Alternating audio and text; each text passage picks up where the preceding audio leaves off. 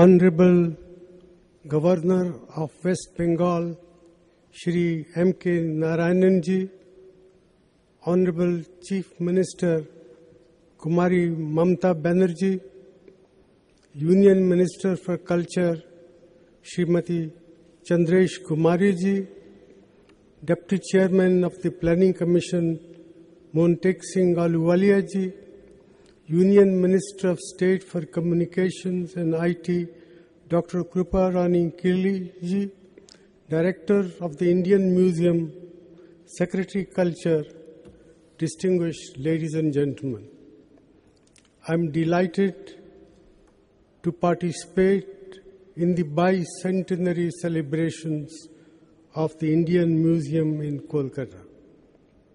It was a pleasure for me a little while ago to see the exhibits in their new restored setting, and I wish to commend the director and his staff for the hard work that they have put in. This museum, founded in 1814, has survived 200 years in the midst of historic upheavals.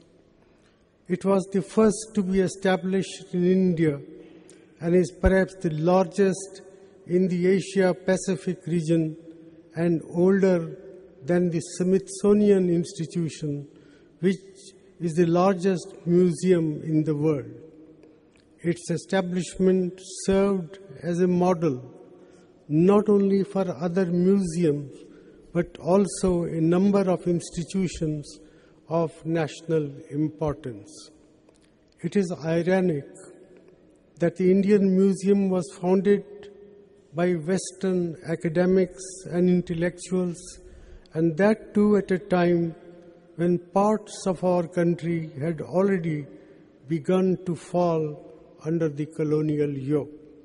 Nevertheless, these enlightened individuals were products of the age of enlightenment. 18th century India was in any case an interesting subject for contemporary Western scholars who wanted to study India's historical past and cultural and scientific achievements. In some ways, the establishment of the Indian Museum was also a reflection of the historical necessity to showcase the heritage of a vast and diverse country that India is. It was also in keeping with the intellectual tenor of the times. The Royal Society had been established in 1660 in London. More than 100 years later, the Asiatic Society was established in Calcutta by Sir William Jones. Thus began the journey for a broader Western discovery of the rich cultural and historical heritage of India. The depth, the richness, and the variety of India's cultural traditions soon turned the initial wonder of these scholars into awe and admiration. In 1814, Dr. N. Wallich, a Danish botanist, realized that the Asiatic Society could also be a fine public museum. He stated, and I quote, "The deplorable neglect to which the natural history of this country has been exposed is very striking and must principally be attributed to total want in India of a public museum." This realization, ladies and gentlemen, gave birth to the Indian Museum. The building up of the museum was part of a project devoted to what some scholars in the late 20th century called colonial knowledge. This produced, besides the Indian Museum, great institutions like the Geological Survey of India, the Survey of India, the Archaeological Survey, and even the census of India. It thus set into motion a process that produced the intellectual underpinning of the rediscovery of India. Though colonial in origin, the process made Indians more aware and sensitive to their own history and traditions.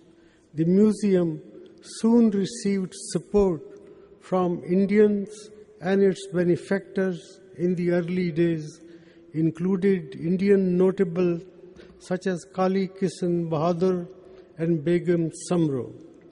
Its establishment also fostered a sense of justifiable patriotism and pride among the people of our country. Rabindranath Tagore aptly describes the milieu when he said, and I quote, that the great seeds of Renaissance in history were those when men suddenly discovered the seeds of thought in the granary of the past, unquote. Today, ladies and gentlemen, the Indian Museum houses one of the finest collections of art and antiquity in our country.